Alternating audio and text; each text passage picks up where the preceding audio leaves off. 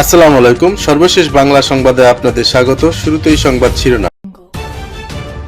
আলীগের শাসনামলে হিন্দুরা বেশি অত্যাচারিত হয়েছে, অ্যাডভোকেট সালাম। প্রধান উপদেষ্টাকে ৬ দফা পর্যবেক্ষণ ও ১১ দফার প্রস্তাব এবি পার্টির।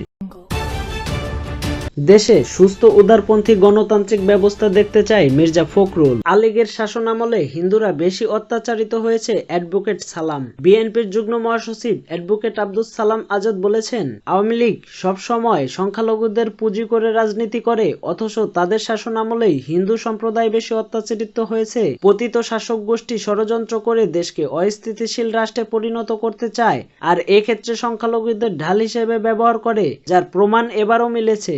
শনিবার লৌহজং কলেজ মাঠে বিএনপির ভারপ্রাপ্ত চেয়ারম্যান তারেক রহমানের নির্দেশে শারদীয় দুর্গাপুজো উপলক্ষে সনাতন ধর্মাবলম্বীদের নিয়ে শান্তি সমাবেশে তিনি এসব কথা বলেন। সালাম বলেন, ৫ আগস্ট ছাত্র জনতার বিজয়ের পর কিছু মন্দির ও হিন্দু সম্প্রদায়ের উপর হামলার ঘটনা ঘটেছে, কিন্তু এ হামলা কারা চালালো? যে বিএনপি সহ দেশবাসী ছাত্র জনতার হাজারো রক্তের বিনিময়ে এ দেশে বাক স্বাধীনতা ফিরিয়ে এনেছে, দেশকে স্বৈরাচার মুক্ত করেছে, তারা কখনোই চাইবে না দেশ আবার অস্থিতিশীল হোক। ঝিনাইদহ, খুলনা, ব্রাহ্মণবাড়িয়া, বরিশাল, মঠবাড়িয়া সহ বিভিন্ন মন্দিরের হামলার ঘটনায় ছাত্রলীগ, যুবলীগ সহ আওয়ামী লীগের একাধিক সন্ত্রাসী গোষ্ঠী গ্রেপ্তার হয়েছে। সিসি ক্যামেরায় মন্দির ভাঙচুরের ভিডিও দেখে তাদের শনাক্ত করা হয়েছে। এরা স্বীকার করেছে আওয়ামী লীগের উপরের মহলের নির্দেশেই তারা এগুলো করেছে। আব্দুস সালাম আজাদ বলেন, আজকে সারা দেশে হিন্দু সম্প্রদায়ের অনেক বাড়িঘর ও জমি জমা বেহাত অবস্থায় পড়ে আছে। কারা দখল করেছে?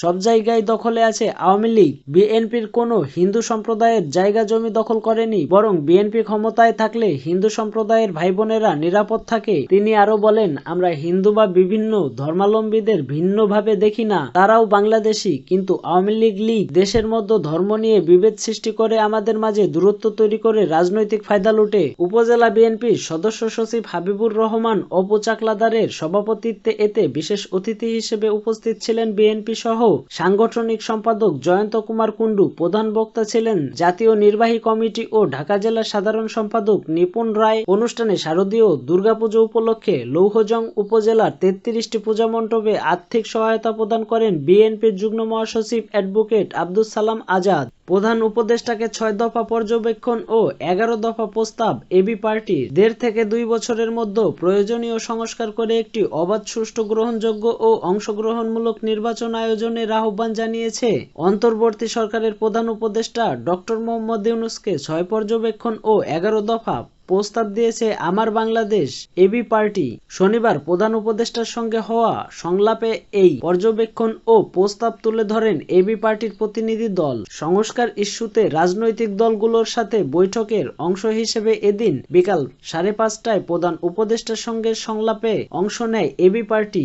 দলের আহ্বায়ক এএফএফ সোলাইমান চৌধুরীর নেতৃত্বে প্রতিনিধি দল ছিলেন এবি পার্টির যুগ্ম আহ্বায়ক প্রফেসর মেজর আব্দুল ওহাব মিনার, সদস্য সচিব মুজিবুর রহমান মঞ্জু, যুগ্ম সাধারণ সচিব ব্যারিস্টার আসাদুজ্জামান ফুয়াদ ও সহকারী সদস্য সচিব ব্যারিস্টার নাসরিন সুলতানা মিলি। প্রধান উপদেষ্টার সঙ্গে উপদেষ্টা মণ্ডলীর সদস্য অ্যাডভোকেট হাসান আরিফ, আদিলুর রহমান খান, প্রধান উপদেষ্টার বিশেষ সহকারী মাহফুজুল আলম, প্রেস সচিব শফিকুল আলম উপস্থিত ছিলেন। এ সময় এবি পার্টির পক্ষ থেকে প্রধান উপদেষ্টার নিকট ৬ দফা পর্যবেক্ষণ ও ১১ দফা দাবি, পরামর্শ ও প্রস্তাবনা তুলে ধরেন দলের সদস্য সচিব মুজিবুর রহমান মঞ্জু। প্রস্তাবনা ও পর্যবেক্ষণে যা রয়েছে: পর্যবেক্ষণ ১, অন্তর্বর্তী সরকারের ২ মাস পূর্ণ হতে চলেছে। ইতোমধ্যে মাননীয় প্রধান উপদেষ্টা একাধিকবার জাতির উদ্দেশ্যে দিক নির্দেশনামূলক ভাষণ দিয়েছেন।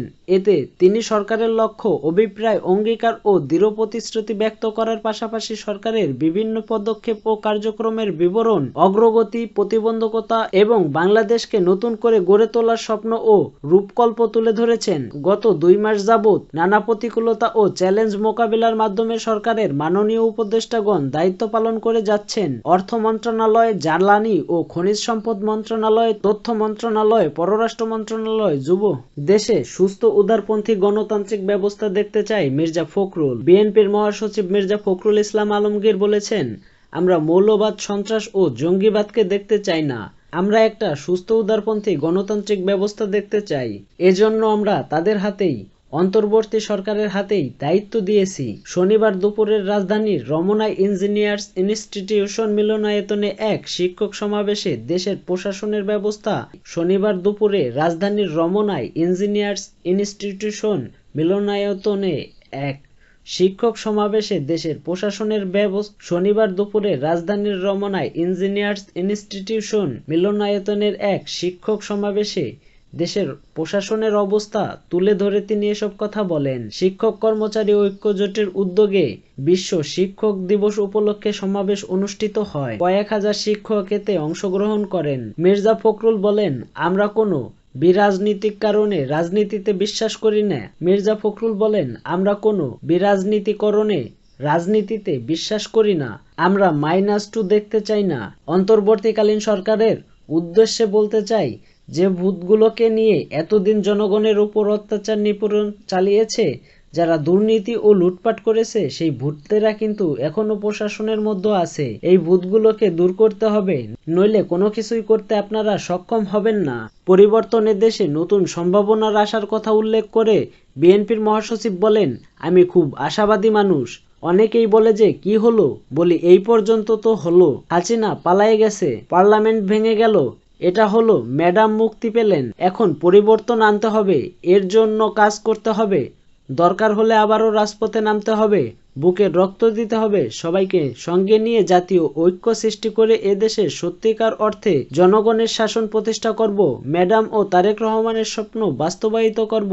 ফখরুল আলো বলেন, আমরা কখনোই ব্যর্থ হইনি। আমরা 52 সালে জয়ী হয়েছি, 69-এ জয়ী হয়েছি, আমরা 71-এ জয়ী হয়েছি, আমরা 90-এ জয়ী হয়েছি। ভারপ্রাপ্ত চেয়ারম্যান তারেক রহমানের নেতৃত্বে আমরা ইনশাল্লাহ এবারও জয়ী হব। শিক্ষক জাতীয়করণ প্রসঙ্গে তিনি বলেন, জাতীয়করণ হলেই আপনাদের সব সমস্যার সমাধান হবে না। শিক্ষার মান বাড়াতে হবে, যোগ্য মানুষকে নিয়ে আসতে হবে। শিক্ষক কর্মচারী ঐক্য জোটের সভাপতি অধ্যক্ষ সেলিম ভূঁইয়ার সভাপতিত্বে সমাবেশে বক্তব্য দেন গণ অধিকার পরিষদের আহ্বায়ক নুরুল হক নূর সহ ঐক্য জোটের চৌধুরী মুগিস উদ্দিন মাহমুদ, জাকির হোসেন প্রমুখ।